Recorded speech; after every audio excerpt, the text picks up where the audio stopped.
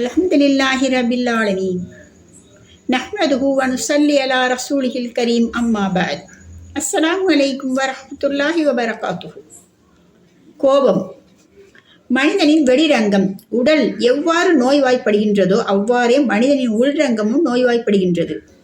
மனிதன் எந்த உள்ரங்க வியாதிகளில் அகப்படுகின்றானோ அவற்றில் மிக பெரிய வியாதி கோபமாகும். குர்ஆன் ஹதீஸில் கோபத்தை பற்றி மிக வன்மையாக பழிக்கப்பட்டுள்ளது. அதிலிருந்து தவிர்த்திருக்க வேண்டுமென வலியுறுத்தி கூறப்பட்டுள்ளது. மேலும் அதிலிருந்து தவிர்த்திருப்பவரின் சிறப்புகளும் விவரிக்கப்பட்டுள்ளன. ஒரு ஹதீஸில் வந்துள்ளதாவது, ஒருவர் நபி ஸல்லல்லாஹு அலைஹி வஸல்லம் அவர்களிடம் வந்து தனக்கு வசியத் செய்யும்படி வேண்டினார். அதற்கு நபிகளார் கோபப்படாதீர் என வசியத் செய்தார்கள். வந்தவர் மீண்டும் மீண்டும் வசியத் செய்யும்படி வேண்டிக் கொண்டே இருந்தார். அன்னலாரும் கோபப்படாதீர் என்ற வார்த்தையையே அவருக்கு வசியத்தாக கூறிக்கொண்டிருந்தார்கள். இவை தவிர ஹதீஸ்களில் கோபத்திற்கு பல்வேறு வைத்தியங்கள் வந்துள்ளன. அவற்றில் ஒன்று அஊது பில்லாஹி மினஷ் ஷைத்தானிர் ரஜீம் என்று ஓதுதல். மற்றொன்று கோபம் வரும்போது வாயை திறக்காமல் மௌனமாக இருந்து விடுதல். மூன்றாவது பூமியில் ஒட்டிக்கொள்ள வேண்டும். அதாவது நின்று கொண்டிருந்தால் அப்படியே ஒரு 5 நிமிடம் அமைதியாக உட்கார வேண்டும். ஒரு அறிவிப்பில் நபி ஸல்லல்லாஹு அலைஹி வஸல்லம் அவர்கள் அருளினார்கள், சந்தேகமின்றி கோபம் ஷைத்தானிடமிருந்தே ஏற்படுகின்றது. மேலும் ஷைத்தான் நெருப்பிலிருந்து படைக்கப்பட்டான் என்பதிலும் சந்தேகமில்லை. நெருப்பை தண்ணீர் தான் அணைக்க முடியும். ஆகவே உங்களில் எவருக்காவது கோபம் ஏற்படின் அவர் ஒழு செய்து கொள்ளட்டும் என்று நபி ஸல்லல்லாஹு அலைஹி வஸல்லம் அவர்கள் கூறியுள்ளார்கள். ஹதீஸ் ஷரீஃபில் வந்துள்ளதாவது, யார் தனது எதிரியை வீழ்த்துகிறானோ அவன் மிக பெரும் வீரன் அல்ல. மாறாக யார் கோபத்தின் போது தன்னை கட்டுப்படுத்துகிறாரோ அவரே மிக பெரும் வீரராவார். கோபப்படுபவர்களை அல்லாஹ் நேசிக்க மாட்டான். எவர் மீது கோபப்படும் உரிமையை அல்லாஹ் எவருக்கும் கொடுக்கவில்லை.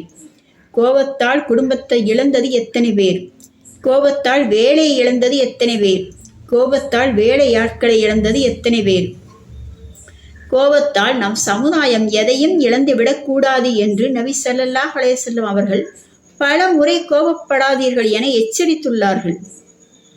மூசா அலைஹிஸ்ஸலாம் அவர்களுக்கு இப்லீஸ் கூறினான், ஒரே ஒரு தகவல், உங்களுக்கு கோபம் வந்தால் என்னை நினைத்து கொள்ளுங்கள்.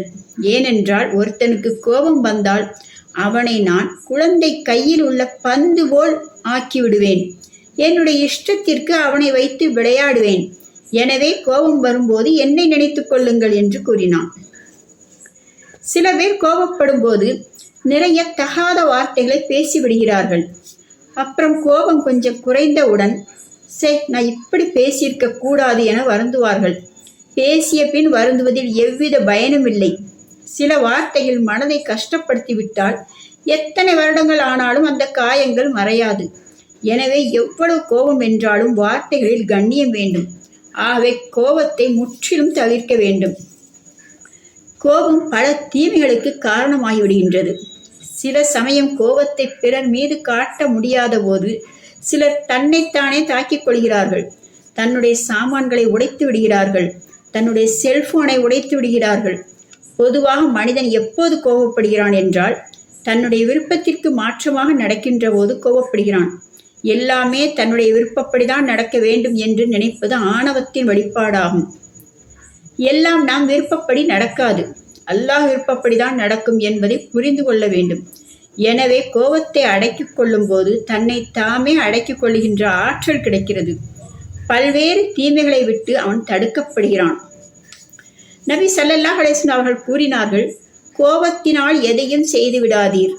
ஒரு 5 நிமிடம் அமைதியாக இருக்கும்போது பல நன்மைகளை பெற்றுக்கொள்வீர்கள்.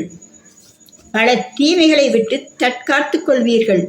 வாழ்க்கையை இன்பமாக கழிப்பீர்கள் என ஒரு அழகான உரையை நபி ஸல்லல்லாஹு அலைஹி வஸல்லம் அவர்கள் நிகழ்த்தியுள்ளார்கள்.